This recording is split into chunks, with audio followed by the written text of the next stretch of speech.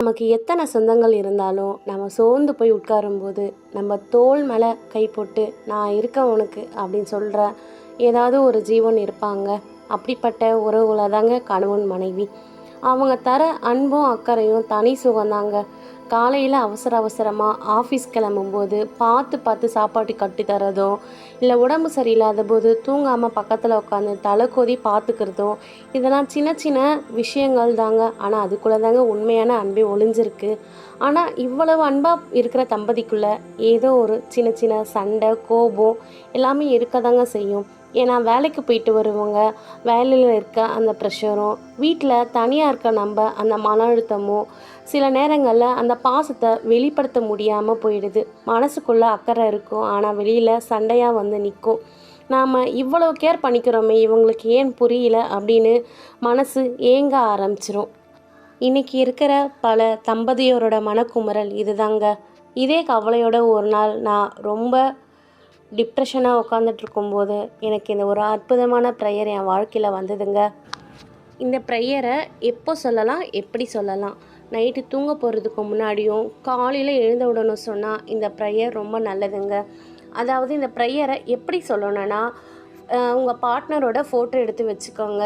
அதாவது அவங்களோட ஃபோட்டோ இல்லைனா வந்து அவங்கள நீங்கள் மனசில் நினச்சிக்கிட்டு ஐ ஆம் சாரி, இந்த கடந்த கால கசப்பான சம்பவங்களுக்கு நானே பொறுப்பேற்கிறேன், இதுக்கு நான் தான் காரணம்னு முழு பொறுப்பையும் நீங்கள் ஏற்றுக்கோங்க.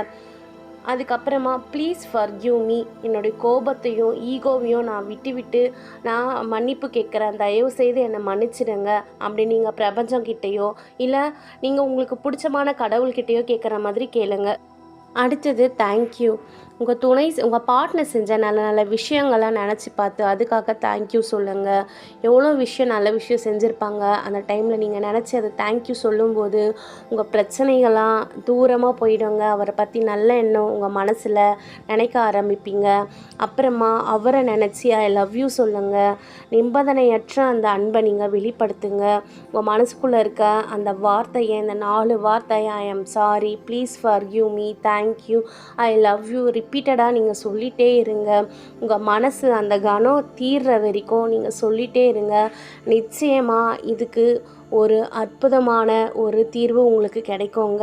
அது மட்டும் இல்லாமல் இதை நீங்கள் சொல்கிறத விட இன்னும் நீங்கள் எழுதுனா இதுக்கு ரொம்ப பெஸ்ட்டான ரிசல்ட் கிடைக்குங்க. இது dear husband, I am sorry, please forgive me, thank you, I love you, இந்த 4 வார்த்தையை நீங்கள் ரிப்பீட்டடாக எழுதும்போது உங்களுக்கு நல்ல ரிசல்ட் கிடைக்குங்க. இதெல்லாம் ஏன் உங்ககிட்ட வந்து சொல்கிறேன்னா, இது போல் டைமில், இது போல் சுச்சுவேஷனில் என்ன பண்ணுறதுன்னு தெரியாமல் யோசிக்கும்போது எனக்கு இந்த ப்ரேயர் ரொம்ப யூஸ்ஃபுல்லாக இருந்ததுங்க. என்னுடைய மன அமைதிக்கும் சரி, என் குடும்ப வாழ்க்கைக்கும் சரி, என்னோடய பண வரவுக்கும் சரி, எதுக்கு வேணாலும் இந்த நீங்கள் ப்ரேயரை யூஸ் பண்ணி உங்கள் குடும்பத்தில் மகிழ்ச்சியும் சந்தோஷத்தையும் கொண்டு வர முடியுங்க. கடைசியாக உங்ககிட்ட ஒரு தோழியாக ஒரு சின்ன விஷயத்தை மட்டும் சொல்ல ஆசைப்பட்றாங்க. இந்த உலகத்தில் எல்லாமே தற்காலிகம் தாங்க. ஆனால் நம்ம கோச்சிக்கிட்டு பேசாமல் இருக்கிறதுனால இந்த நிமிஷம் நாளைக்கு ஒரு ஏங்க வைக்கிற நினைவாக கூட மாறலாங்க. யார் முதல்ல பேசுகிறது, அவங்க தப்பு பண்ணாங்க, அவங்க தான் வந்து மன்னிப்பு கேட்கணும் அப்படின்ற பார்க்குற அந்த ஈகோ நம்ம நேசிக்கிற மனுஷங்களை விட பெருசு கிடையாதுங்க. நம்ம காதலிக்கிற நம்ம துணையை அவங்களோட நிறை குறைகளோட அப்படியே ஏற்றுக்கிறது தாங்க உண்மையான அன்பு. நம்ம வாழ்க்கையில் நம்ம சம்பாதிக்கிற காசு, பணம், அந்தஸ்து எல்லாமே ஒரு நாள் நம்ம கண்ணை மூடும்போது நம்ம கூட வரப்போகிறது இல்லைங்க. ஆனால் நம்ம வாழும்போது நம்ம துணைக்கு கொடுத்த அன்பும் அவங்க மேலே நம்ம வச்சுருந்த அக்கறையும் மட்டும்தாங்க இந்த உலகத்தில் என்றைக்குமே நிலைச்சி நிற்கும். அதனால தாங்க ஈகோவை துரத்தி ஓரமாக போடுங்க. நிச்சயமாக உங்கள் வாழ்க்கையில் அன்பு சந்தோஷம் பெருக்கெடுக்குங்க. இந்த ஈகோவால் அழிஞ்ச குடும்பங்கள் நிறையங்க. அதனால தாங்க நான் சொல்கிறேன், தயவுசெய்து ஈகோவை தூக்கி போடுங்க. உங்கள் பார்ட்னருக்கும் உங்களுக்கும் சண்டைனா மனசார பேசுங்க. முடியாத பிரச்சனைன்றது ஒன்றுமே கிடையாதுங்க. பேசும்போது எல்லாமே சாத்தியம்தாங்க. வார்த்தைகள் நம்ம குடும்பத்தை அழகாகும், வார்த்தைகள் நம்ம வாழ்க்கையே அழகாகுங்க. அதனால் இந்த ப்ரேயரை நீங்கள் நிச்சயமாக ட்ரை பண்ணுங்கள். எல்லாமே நல்லதாகவே நடக்குங்க. இந்த வீடியோ முடிஞ்ச உடனே உங்கள் துணையை பக்கத்தில் இருந்தால் அவங்க கைகளை கோர்த்துக்கோங்க. ஒரு ஐ லவ் யூ சொல்லுங்கள். இல்லைனா அவங்க தூரத்தில் இருந்தால் அவங்களுக்கு கால் பண்ணி ஒரு ஐ லவ் யூ சொல்லுங்கள். எனக்கு நீ ரொம்ப முக்கியம்னு மட்டும் நீங்கள் அவங்கக்கிட்ட சொல்லி பாருங்கள். அதை விட அவங்களுக்கு வேறு எந்த ஒரு சந்தோஷமும் இருக்காதுங்க. இந்த பிரார்த்தனையை உங்கள் வாழ்க்கையில் ஒரு பெரிய நிம்மதியும் சந்தோஷத்தையும் கொண்டு வரப்போகுதுன்னு நான் நிச்சயமாக நம்புகிறேங்க.